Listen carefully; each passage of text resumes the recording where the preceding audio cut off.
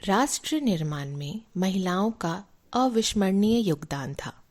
संविधान सभा में 299 सदस्य थे। इनमें 15 महिलाएं थीं। ये देश के अलग अलग हिस्सों से आई थीं।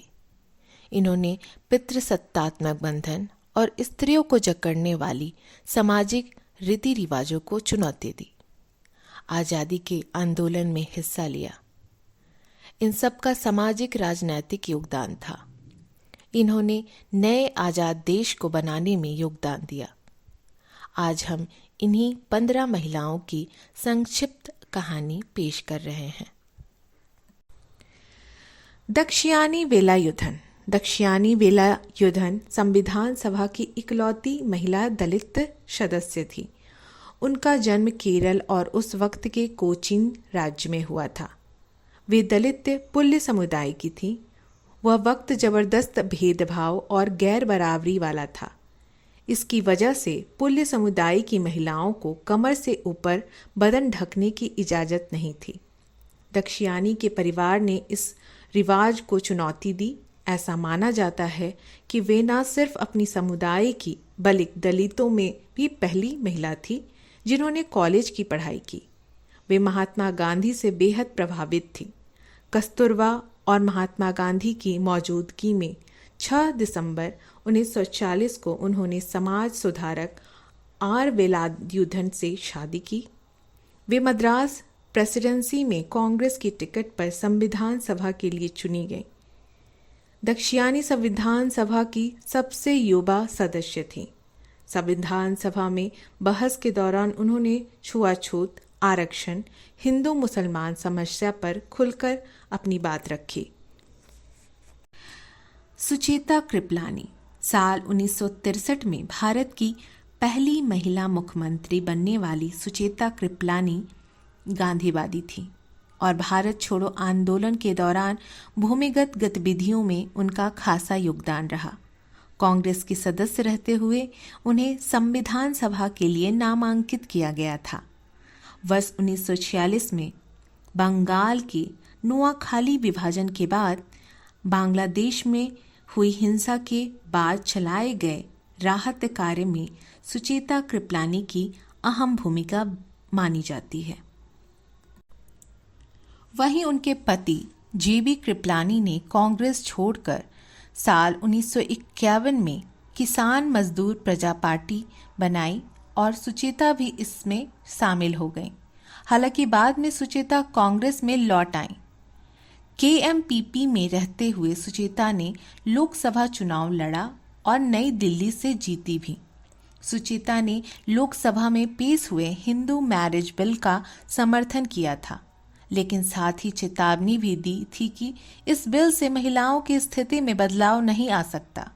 वे संसद में पाकिस्तान से आए हिंदू और सिख शरणार्थियों की आवाज बनी और साल 1959 में आए तिब्बती शरणार्थियों के लिए बढ़ चढ़कर राहत कार्यों में हिस्सा लिया।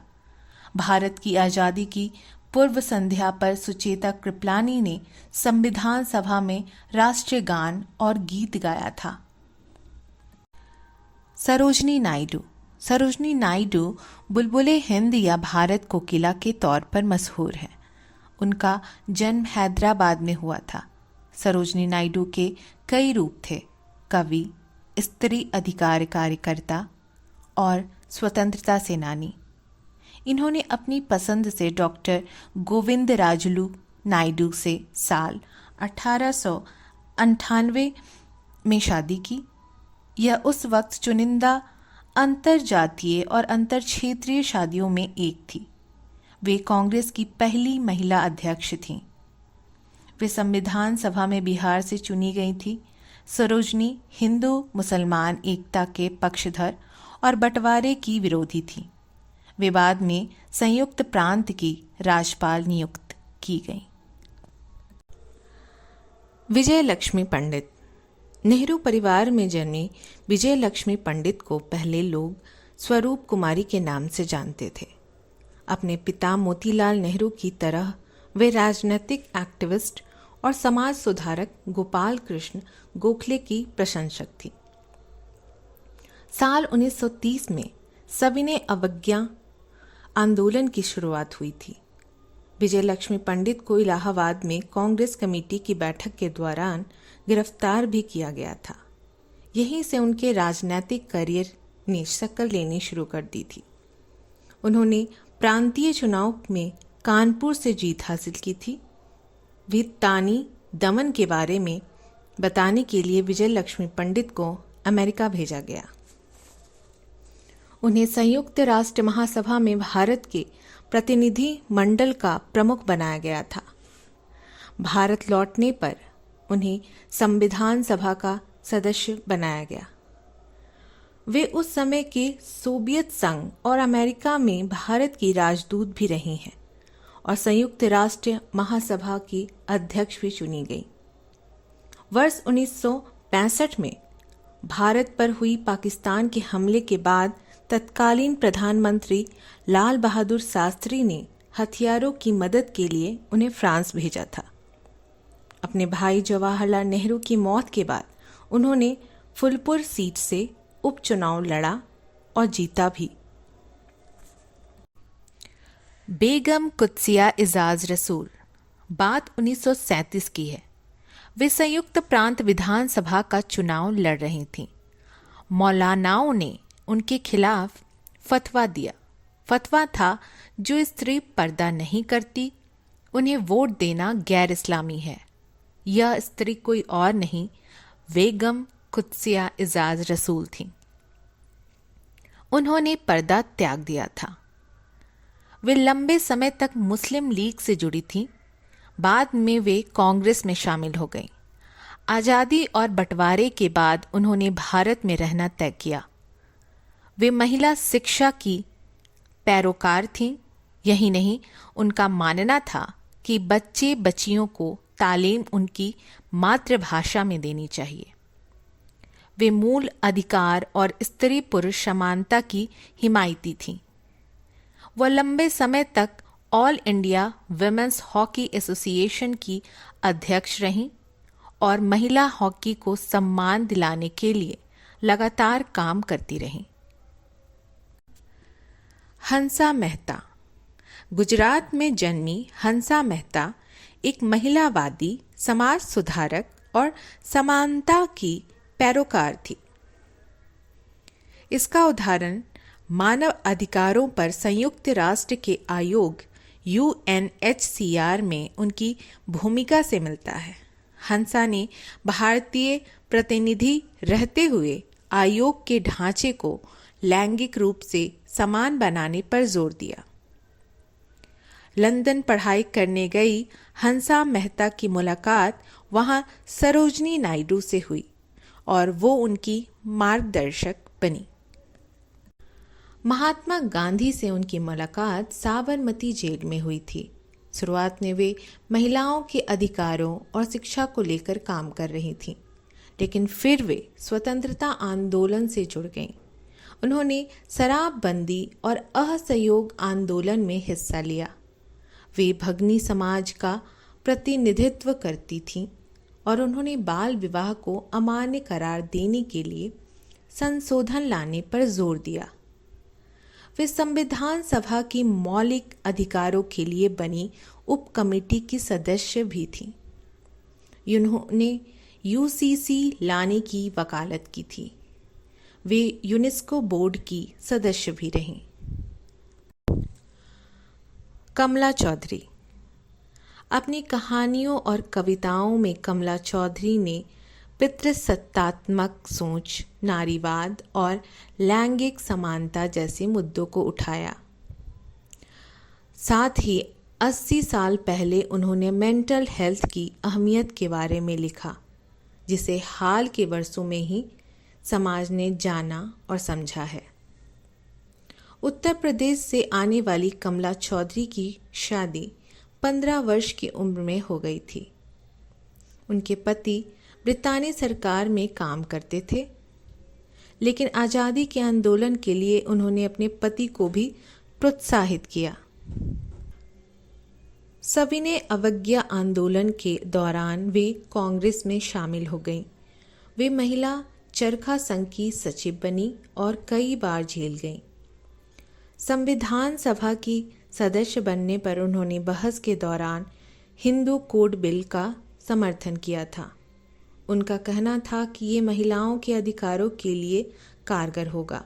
उन्होंने बिल में बहुविवाह के प्रावधान को हटाने का समर्थन किया था। साल 1962 में कमला चौधरी ने लोकसभा की हापुड़ सीट से चुनाव जीता था। मालती चौधरी संविधान सभा के लिए उड़ीसा से चुनी गई थी। वे महात्मा गांधी और रविंद्रनाथ टैगोर से प्रभावित थीं। वे शांति निकेतन में सबसे पहले पढ़ने वाली लड़कियों में से एक थीं। उन्होंने नवा कृष्णा चौधरी से प्रेम विवाह किया था। वे कांग्रेस के आंदोलन में सक्रिय भागीदार थीं। उनकी वजह से आज़ादी के आंदोलन में उड़ीसा में महिलाओं की भागीदारी बढ़ी। उनके नेतृत्व में डेन कनाल में किसानों का बड़ा आंदोलन हुआ। भारत छोड़ो आंदोलन के दौरान वे जेल गईं। संविधान सभा में वे थोड़े वक्त ही रहीं। आज़ादी के ठीक पहले नोआखली में दंगा हुआ था। गांधी जी वहां अमन के लिए गांव-गांव दौरे कर रहे थे।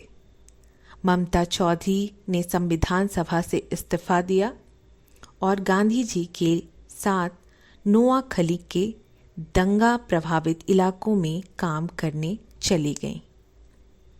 इस कारण गांधी जी उन्हें तूफानी कहते थे। वे ताउम्र समाज के वंचितों के लिए काम करती रहीं। साल 1975 में लगे आपातकाल का पति पत्नी ने विरोध किया। दोनों को जेल जाना पड़ा। पूर्णिमा बनर्जी आज़ादी के आंदोलन की सक्रिय भागीदार अरुणा आसफ अली की बहन पूर्णिमा बनर्जी जवाहरलाल नेहरू और इंदिरा गांधी की बेहद करीबी थीं। पूर्णिमा का जन्म पूर्वी बंगाल यानी आज के बांग्लादेश के बारिसाल में हुआ था।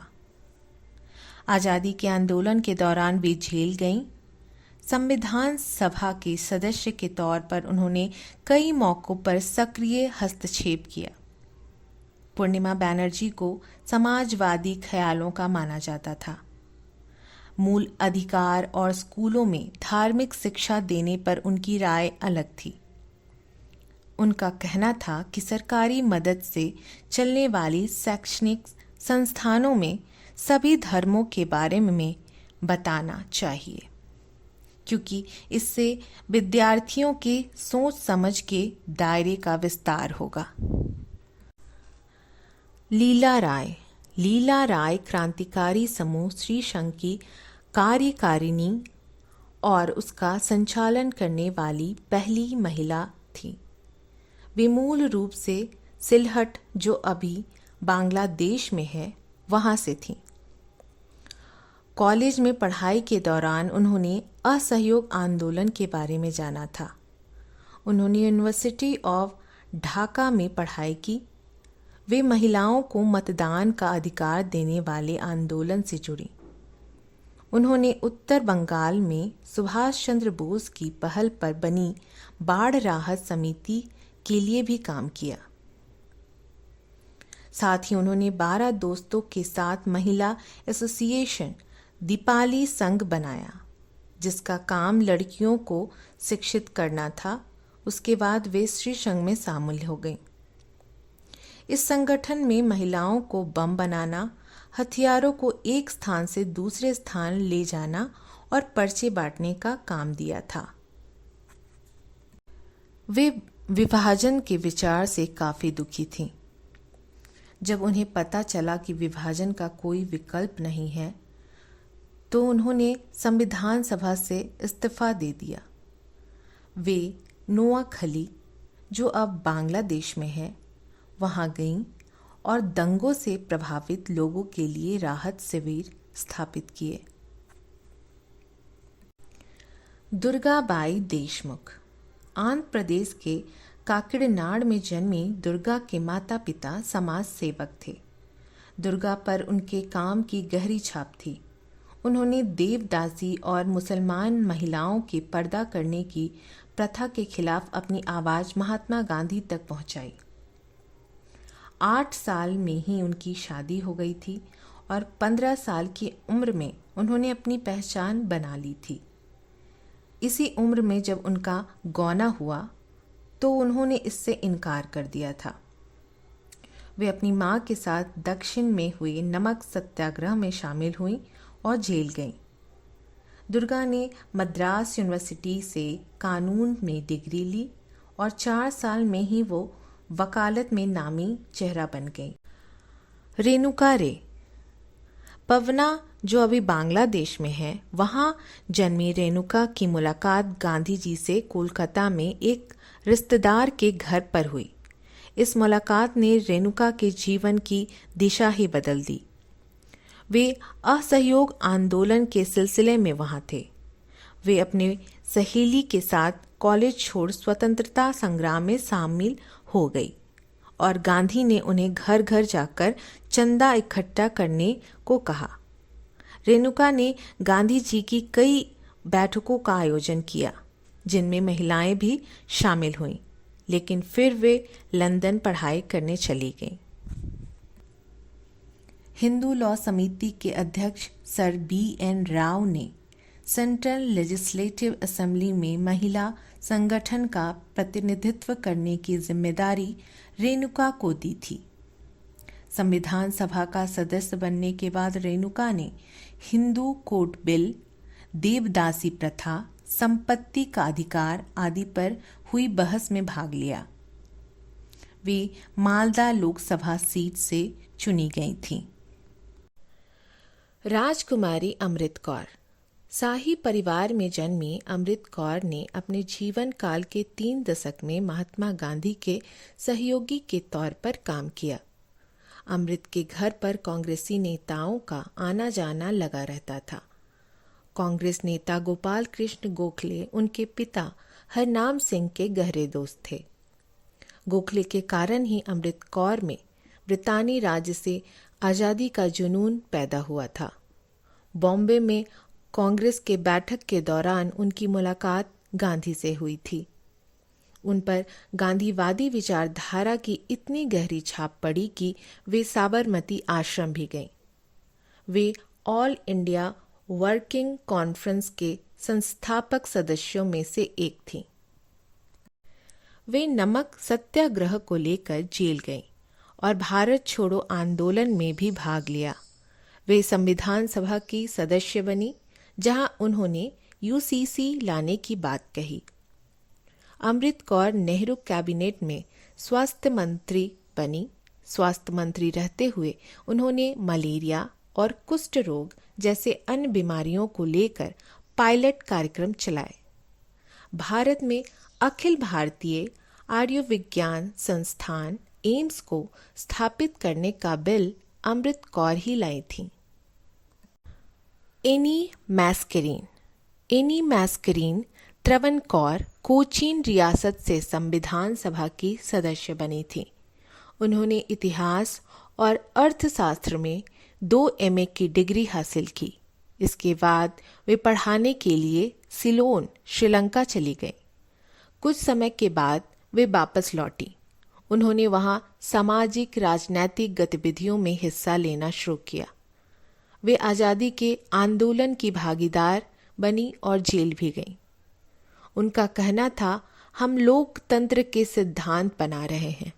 यह सिद्धांत सिर्फ चुनाव के लिए नहीं, बल्कि यह आने वाली पीढ़ियों के लिए है, राष्ट्र के लिए है। वे हिंदू कोड बिल के लिए बनी समिति की सदस्य भी थीं। साल 1951 में वह केरल के तिरुअनंतपुरम से निर्दलीय उम्मीदवार के रूप में सांसद चुनी गई थीं। अमो स्वामीनाथन एमी अमो कुटी या अमो स्वामीनाथन का जन्म केरल के पालघाट में हुआ था। बचपन में अमो की पढ़ाई घर पर ही मलयालम में हुई थी। साल 1908 में डॉक्टर सुब्बारामा स्वामी से उनकी शादी हुई। उनकी एक बेटी लक्ष्मी नेताजी के साथ आज़ाद हिंद फौज की कैप्टन लक्ष्मी सहगल के रूप में मशहूर हुई। अमू स्वतंत्रता आंदोलन के कई नेताओं के संपर्क में आई और महिलाओं के मुद्दे पर काम करने लगी। वे विमेंस इंडिया एसोसिएशन और ऑल इंडियन विमेंस कॉन्फ्रेंस से जुड़ी थीं। अमू साल 1946 में मद्रास से संविधान सभा के लिए चुनी गई। संविधान सभा में अपने एक भाषण में उन्होंने कहा था, यह संविधान 40 करोड़ लोगों के सपनों का पूरा होना है। मैं जानती हूँ कि संविधान हमें मौलिक अधिकार, समान दर्जा, वयस्क मताधिकार देता है। छुआछूत और इस तरह की दूसरी चीज़ों को हटाने की बात करता है। इन सब के खिलाफ हम सालों से लड़ रहे थे। हालांकि अगर हमें इस देश को खुशहाल और समृद्ध बनाना है तो कागज पर लिखने वाली ये सारी चीज़ें काफ़ी नहीं हैं। हमें यह देखना होगा कि संविधान में कागज पर लिखे ये विचार और आदर्श इस देश के लोगों द्वारा लागू किए जाएं। वे इसी विचार और आदर्श को पूरा करने के लिए ताउम्र लगी रहीं।